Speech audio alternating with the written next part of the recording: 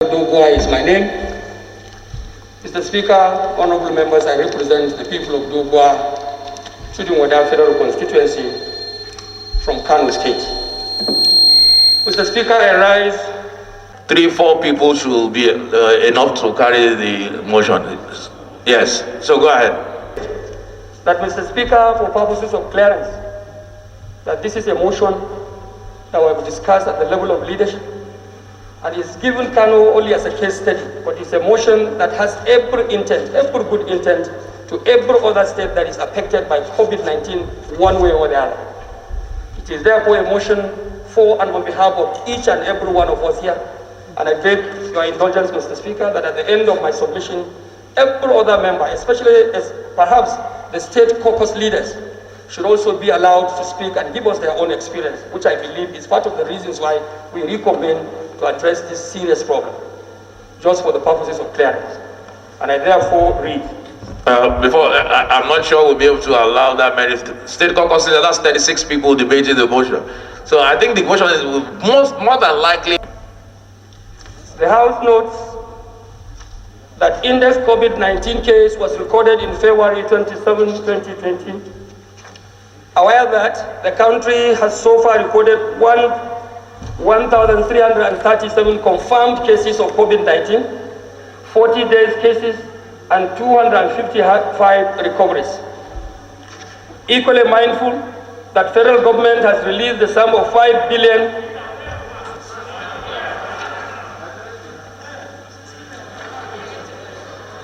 aware that country has so far recorded 1,337 confirmed cases of COVID-19, 40 test cases, and 255 recoveries. Equally mindful that the federal government has released the sum of 5 billion to the Nigerian Center for Disease Control, NCDC, to scale up capacity and strategize rapid response to fight the COVID-19 pandemic. Worried by the rising spate of unexplained deaths in Kano State in recent weeks, where 77 COVID-19 cases and 1 death case have been recorded in less than 2 weeks. Aware that Kano State, being the most populated state of the Federation and a cosmopolitan city, according to the National Population Commission, has only one testing center which has been shut down for about a week now, reportedly due to lack of some testing materials and reagents.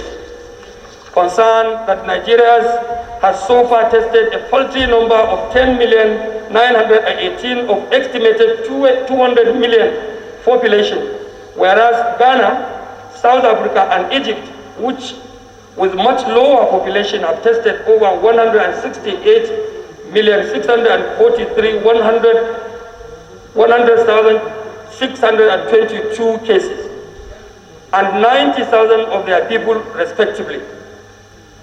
Aware that Nigeria currently has the capacity of 3,000 tests in a day, whereas the South Africa has nearly 10,000 test capacity per day. Concerned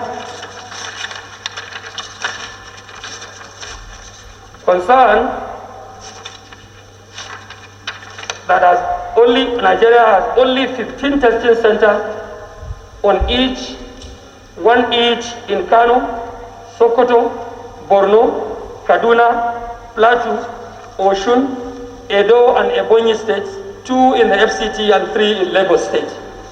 Conscious of the fact that whereas sample collections and transportation remain a critical challenge in Nigeria's fight against COVID-19, according to NCDC, Ghana has since engaged the services of drone technology to the delivery of samples to help save lives more quickly, and drones also have the capacity to deliver test kits and personal protection equipment. Convinced of the urgent need to arrest the rising cases of unexplained deaths in Kano State, and also scale up national response initiative to the coronavirus pandemic, including the establishment of at least one testing center in every state of the Federation to save the nation from the grave scenario being witnessed today in Kano State. Appreciate the actions taken by the Federal Republic of Nigeria as contained in the recent national broadcast by the President and Commander-in-Chief of the Federal Republic of Nigeria, President Muhammadu Buhari. The House resolves to summon the DG, NCDC, Honorable Minister, and Chairman of the Presidential Task Force to appear before it at plenary on Tuesday, May 5, 2020, to brief it on government response initiative to the COVID-19 pandemic and its template for the intervention in all the states of the Federation. Urge the federal government to, as a matter of urgency and priority, scale up the nation's COVID-19 testing capacity nationwide. Call on the NCDC to adopt creatively proactive modern approaches and technologies in the management of COVID-19 pandemic. 4, to investigate the immediate and remote causes of the unexplained huge number of deaths in Kano State and other affected states. Mr. Speaker, honorable members, I so move. But to also share in grip the widespread crisis of COVID-19 in the nation. Your Excellency, the Speaker, right honorable members, the case we have in Kano today is worrisome. The case we have in Kano at hand, Mr. Speaker, is alarming. Some people call it disaster. Some others call it a calamity. Mr. Speaker, I want to say, based on my personal experience of what is actually happening in the state, that the case at hand in Kano is not only a disaster. It is not only calamitous, Mr. Speaker, it is catastrophic. It is catastrophic, not only going by the number of days we record on daily basis, the huge number of human lives that we lost, especially to a disease that is yet unknown. Of course, notwithstanding, Mr. Speaker, some of the deaths we recorded may not be unrelated or connected with the COVID-19 infection. But it is believed, even by the medical professional in the state, that there must be something behind or aside the COVID-19. Thank God, the state government and the governor, and indeed the federal government, have also taken recent steps to investigate and find out what actually is that extra cause for this unfortunate loss of our loved ones in the state. Mr. Speaker, let me say that while this House gathers to discuss this problem on these green chambers, it is not about Kano alone. It is about the Federal Republic of Nigeria. I believe in each and every state that we have in the Federation, you have 1 or 2 cases of COVID-19. Even in the cases of those few states that have not gotten any index case yet, I want to believe ordinarily as a layman that there might be such cases in existence. Unfortunately, because we don't have enough sufficient testing centers in some of the states, you may not know who else is affected or otherwise. It is on this ground that, Mr. Speaker, I rise to seek the indulgence of this House to tell you that the 24 members of the House of Representatives from our dear state, Kano, and indeed your dear state, Kano, we are today on our knees to seek the indulgence of this House, to ride on the instrumentality of this institution of the House of Representatives, to beg and crave the indulgence and urgent intervention of, 1, the federal government, international donors, to help us wade into these circumstances to be able to save the lives of our people. Kano is such an implicative state. If you look at it from its situation in terms of commercial nerve center of the northern part of the country, even our social relations, the whole of the other states of the north are connected to Kano State one way or the other. Consider the over 2 million, 20 million people we have there. We need a very swift intervention. Mr. Speaker, we need the support of this House and the support of the government of the Federal Republic of Nigeria to sweep into action by collaborating with the state governor and the government of the state to see to the end of this crisis. Mr. Speaker, I am afraid the way we are going in Kano, if care is not taken, the ravages we are undergoing may be worse than Boko Haram. Boko Haram, like you said in your own opening remarks, they kill through the gun, they kill through aggression, but this one kills people silently, with a choked up population, especially in the ancient city of Kano, where you have in just one local government, over 600 polling units. Dala local government, for instance, is the biggest local government in terms of population and number of polling units. 600 polling units in one local government. And these are people who are jam-packed in, unfortunately, an unpalatable accommodation system. We have this problem existing for long. This has also made things worse. The season, for instance, is the hot season. Transition between the mild season of cold season into the hot season, perhaps subsequently the rainy season. In the past, we used to experience this kind of circumstances at this epochal period. But the number of days, the huge number we are recording today, Mr. Speaker, honorable members, is unprecedented. It is not about political parties. I hear people say a lot of things about the governor or the government, or even the people. The governor is human. Those of us who are representing the people of the state in Nigeria, in the Federal House of Representatives here, as their own representative, we are also human. Mr. Speaker, honorable members, let me use this apolitical platform, despite our political affiliations to say that the COVID-19 pandemic in the country, and specifically in Kano, has got nothing to do with political affiliation. It does not respect party politics. It does not respect tribe. It doesn't respect religion. After all, you can all bear with me that Kano is one of those states that you must call unavoidably a cosmopolitan city.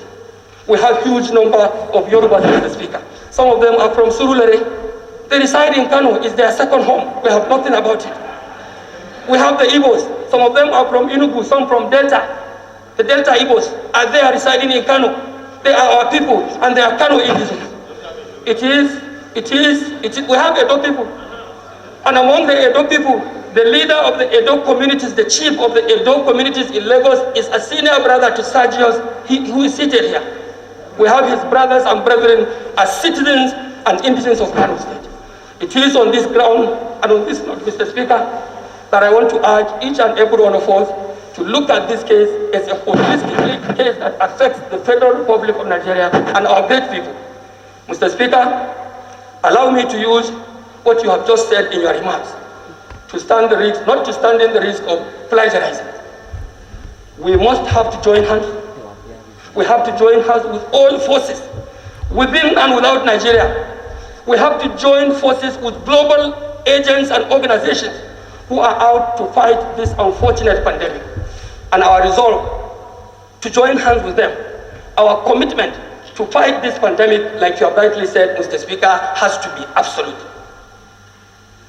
It has to be absolute. No two way about it. The business of every government in the globe is about the protection of the lives and welfare of the people you govern. The moment that is lost, then government is out of place. Mr. Speaker, it is on this note, and on behalf of the people of Kano State and the government of Kano State, that I still have to commend the efforts recently made by the President and Commander-in-Chief of the Armed Forces for scaling up engagement. He has already this morning dispatched a delegation of expert medical doctors, a team of about 42 of them. They are already in Kano. Mr. Speaker, by your leave, as we discussed in the morning, we will be, a few members from Kano will fly to Kano this afternoon to join this team of experts to see how we can move this case forward. Mr. Speaker, I also have to say, without any fear of contradiction, that my governor, the governor of Kano State, has done the best he could do, and he will continue to do the best to be able to protect the lives of our people. Mr. Speaker, I think the motion and the prayers are very clear. But I must commiserate and extend the condolences of our colleagues, my constituents, to the people of Kano State on the inexplicable and unexplained deaths in Kano. Mr. Speaker, honorable colleagues, I think first and foremost, we must be very clear that it is Kano today, it could be another state. But what we should not be waiting for is to be waiting for another state for the coronavirus to escalate and we begin to intervene. Mr. Speaker, we have to be proactive. And more importantly, we need to get our messaging right. A situation where you have about 640 people that has died and is inexplicable, you cannot explain it. it speaks to the absence of focus, the absence of leadership. If there is anything that is happening to our citizens to that tune, hundreds of deaths, we should be able to know.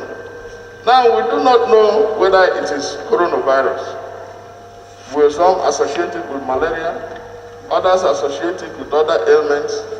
But Mr. Speaker, the class of people, the age of people that are dying in Kano cannot be explained otherwise. So we must face the facts. We must also have to get to our people to know that this is real. The messaging. Whoever they hear, whether they are the clerics or whoever, we must have to get it right. And I think this has to be domiciled in every part of the Federation. Mr. Speaker, honorable colleagues, the fact that the testing center in Kano is not working is a pointer to the fact that we can't get it right. NCDC has to be proactive. If you are not testing, how do you determine why people have died? How do you know how people have been affected? As a matter of fact, the issue of testing is the foremost on how to prevent, because when you test, you isolate. You avoid a situation where it escalates. Mr. Speaker, honorable colleagues, this is the very point in time that we are taking caps. It is better that we import test kits from China than importing Chinese. We need to import test kits. Unfortunately, a few days ago, the NCDC were advertising on Twitter for intervention. And they're advertising where they want to get lab. We need to know what else we have to do. Mr. Speaker, honorable colleagues, this president spoke, and we appreciate his intervention in Kano. We should get ready for other states. You have alluded to it, to the fact that there is quality of states. We don't have to wait for a situation to escalate in a particular area before we intervene. There must be a framework for everybody. So, also, there should be a local content to our aspirations. Pandemic means that this is worldwide. If it is worldwide, nobody is coming to your aid, Mr. Speaker. If nobody is coming to your aid, what is the local content of what you're doing? I have not heard that experts or scholars have been assembled for this purpose to find a local solution to this problem. We want to hear that. With regard to drugs, with regard to testing, what if we are not able to import anything? Mr. Speaker, there has to be a local content. On the 1st of this month, I wrote an article at the back page of The Sun, homegrown approach to this issue. We must deal with it. And now we have a situation where the testing, even when you have the centers, you don't have the test kits. We want to know what government action is to that effect.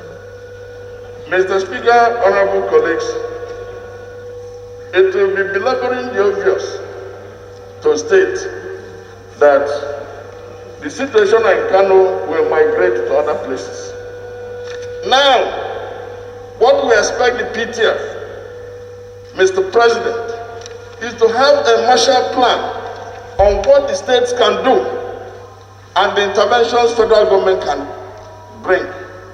If we need to domesticate testing for states, let us train people and get it done. We cannot expose our citizens to this level of jeopardy. And we are just modeling through. Mr. Speaker, honorable colleagues, we must be united in this because it is a threat and nobody is coming to our aid. So while we support the leaders' motion on the invitation of the people who are responsible and the fact that there has to be an amendment to prevent this by having a framework and equal treatment for all states of the Federation, I support this motion and I call my colleagues to support it. Thank you very much. Prayers. That should come as an amendment to the resolutions that the federal government should intervene, and I don't believe that should be a problem. So on several principles of constitutional principles, it was done in Lagos State, it was done in the Federal Capital Territory, and the principles of equality of states and equal protection and equal treatment, I don't think that should be a problem, but it will have to come by way of amendment so that we can pass it as a resolution. Honorable Toby. Earlier, I represent all the good people of Askra-Overhaul Federal Constituency of Borno State, the home of hospitality and Imagine Peace.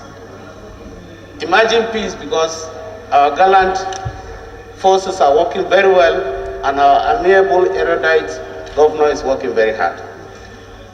Mr. Speaker, I want to first commend the leader for being like a doctor today and bringing this motion. Honestly, Mr. Speaker, anybody that has heard the news and seen what is happening in Kano, and Kano is a town like Lagos, where we have all our relations there. There is a key thing, Mr. Speaker, that we need to mention. We need to engage the community, both the traditional and religious leaders who are closest to the people, to explain the scenario to them, because COVID-19 is real. As a doctor for many years, I have not seen a disease that is as contagious as coronavirus. It is true. It is a deadly disease, and before you know it, one person can come and infect all of us here in this chamber. God forbid, bad thing. But the local people need to know this. And the only people they can listen to are their local traditional and religious leaders. I have written an amendment to be added to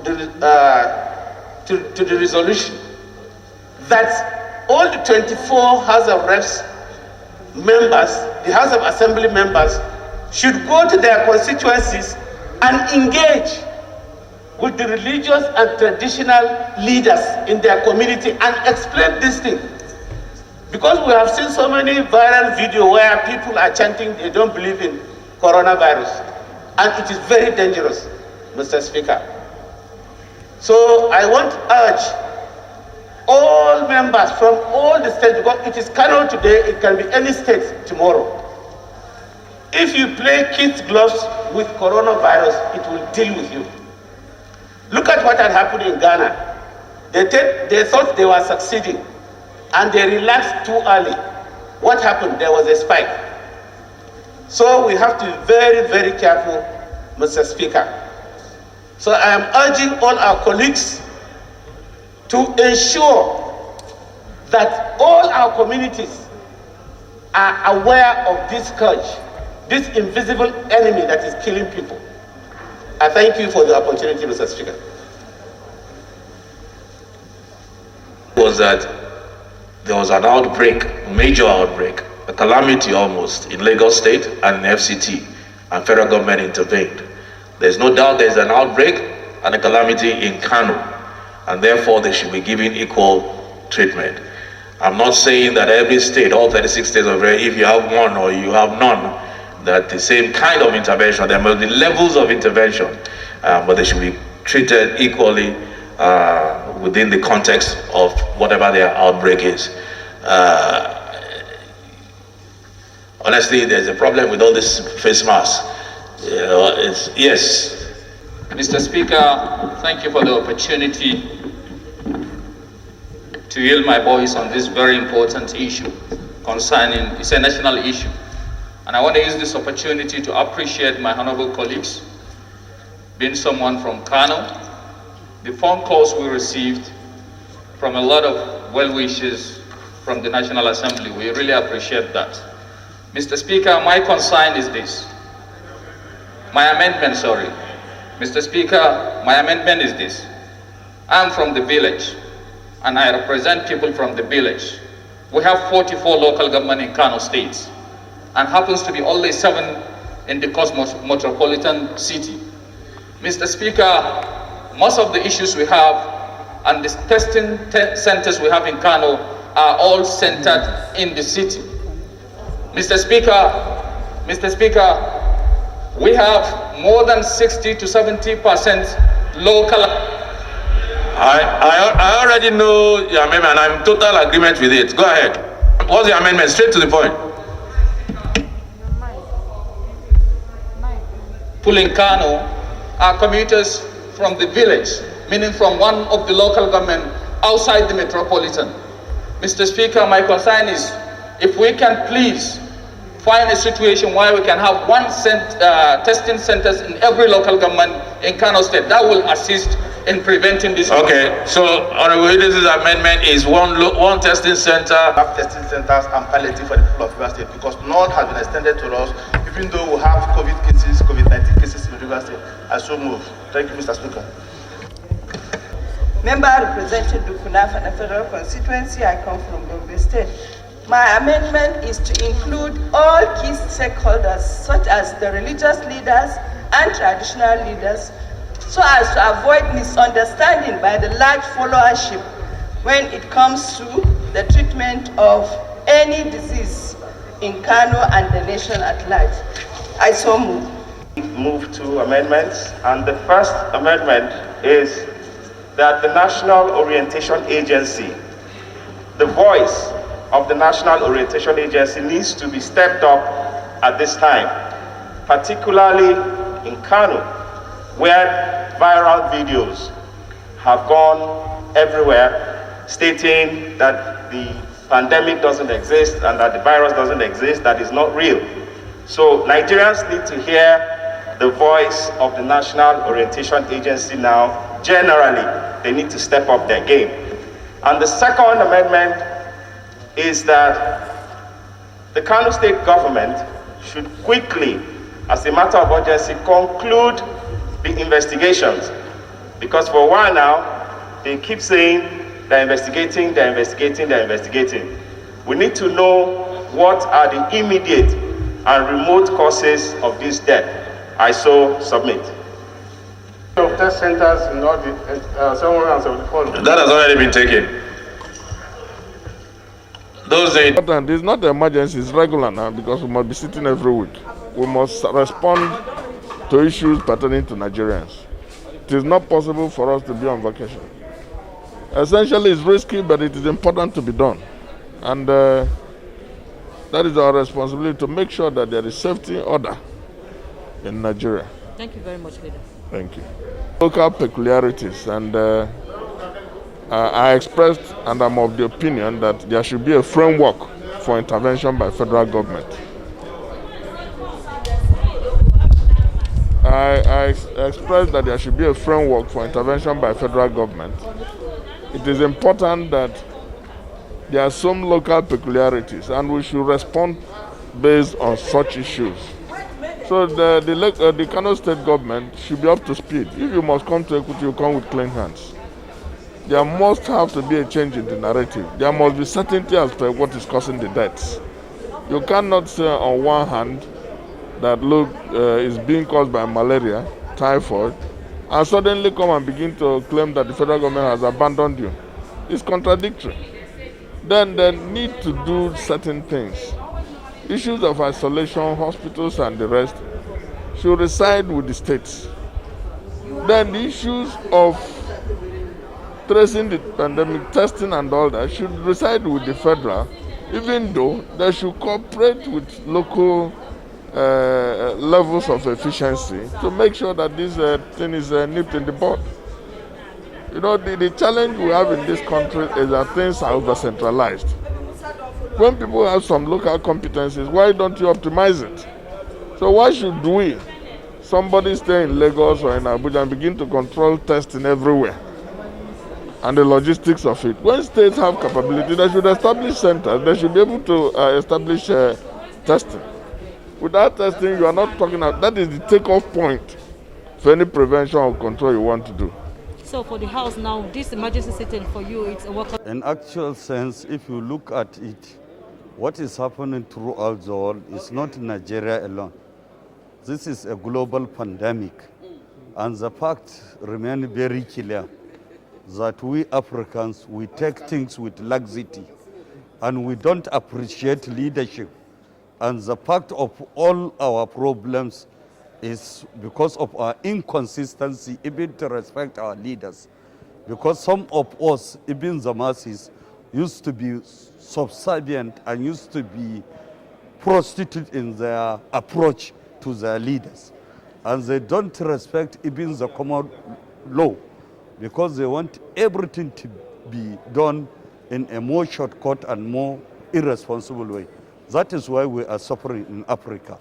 Because if you look at Britain, if you look at France, if you look at United States of America, there is all locked down because of this problem. And they follow it systematically to achieve where others did not achieve.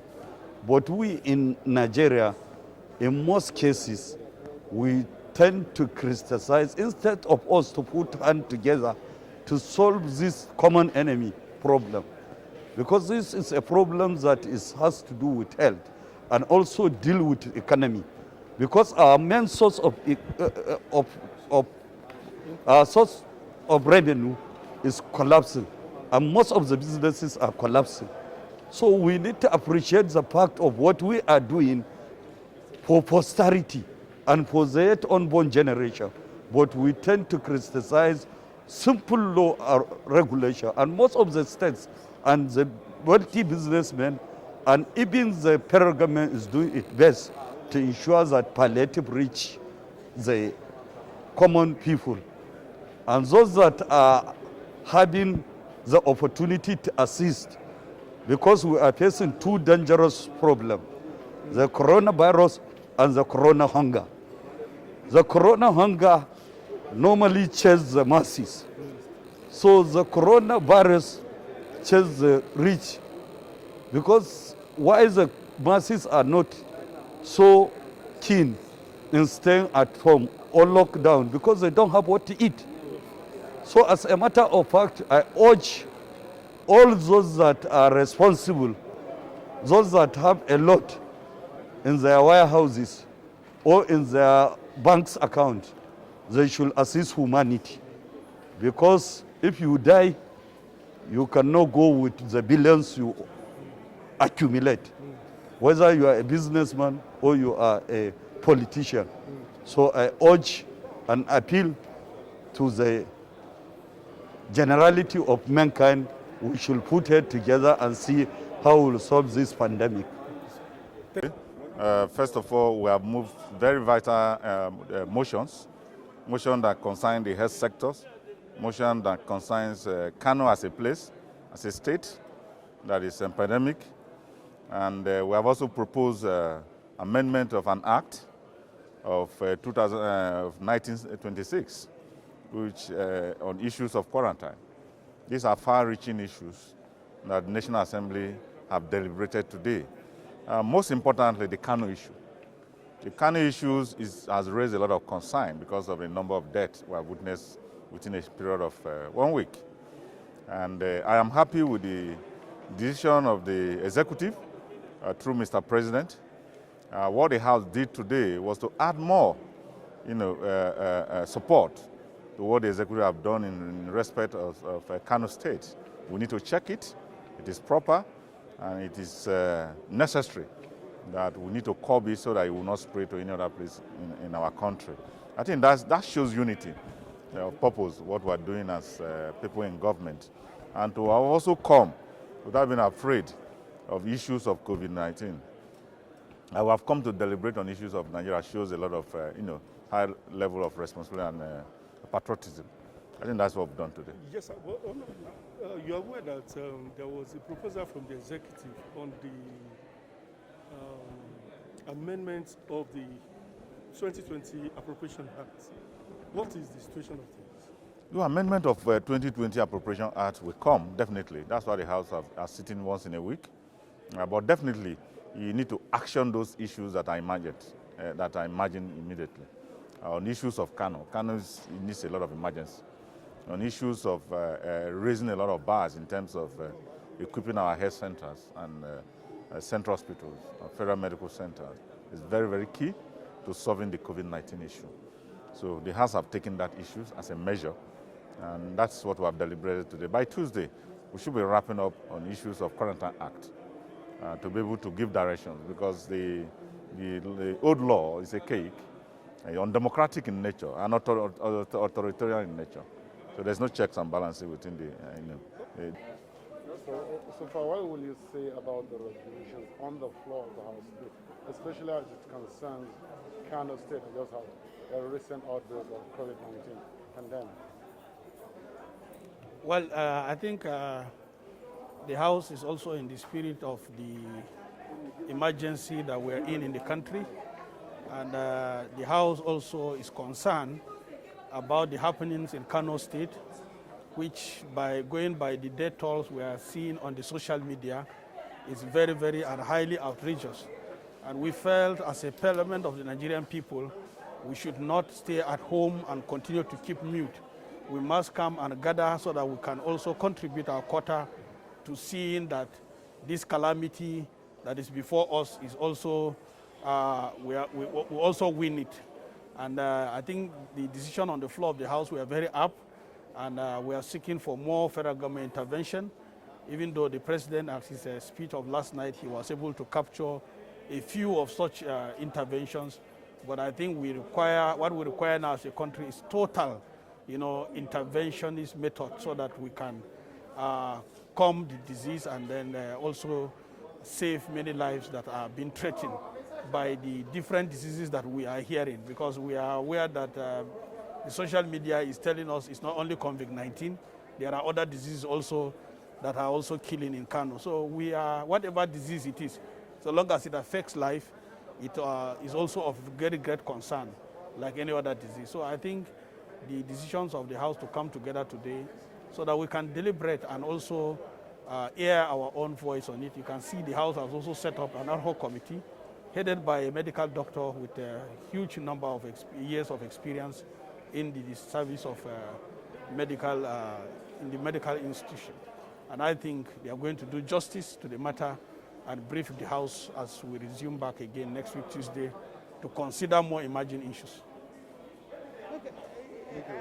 From what happened in China. When this pandemic broke out in China, and Wuhan, to be specific, more than 100 doctors were moved to Wuhan. Wuhan is just a small place, more than 100. So until they conquered this pandemic in Wuhan before they left.